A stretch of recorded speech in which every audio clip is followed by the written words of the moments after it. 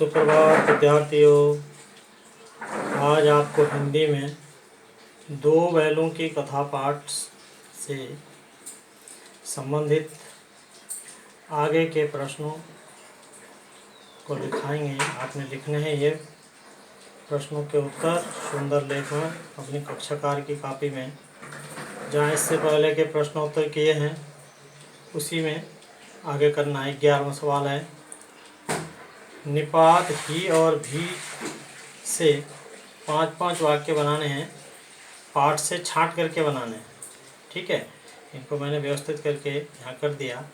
निपात ही का प्रयोग करके 5 वाक्य बनाए हैं ऊपर, और इनको उतार लेंगे, सुंदर लेंगे। उसके बाद निपात भी का प्रयोग कर करके 5 वाक्य यहाँ नीचे बनाए हैं।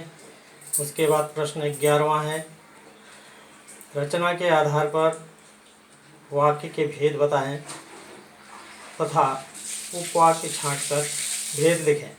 यानी वाक्य लिखना है और वाक्य किस प्रकार का है ये बताना है।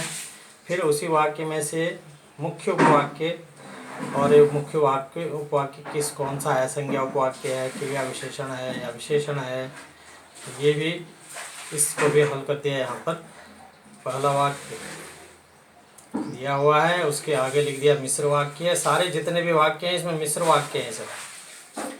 पहला वाक्य लिख दिया, उसके बाद फिर उसका मुख्य उपवाक्य लिख दिया है, अधमरे से पड़े हुए सभी जानवर चेते। इसमें ये जो है संज्ञा उपवाक्य है, इसके आगे लिखा हुआ है सब ये। इनको क्रम से सुंदर लेख में इनको भी करना है उसी के आगे।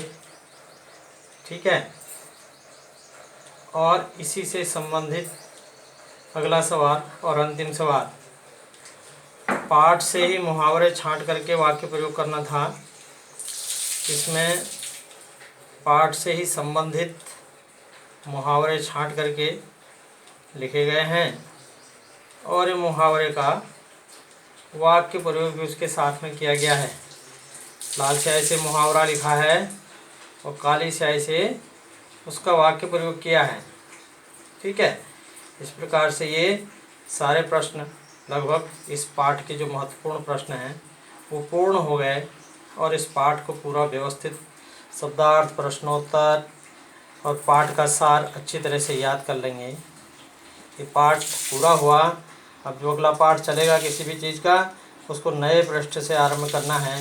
धन्यवाद। फिर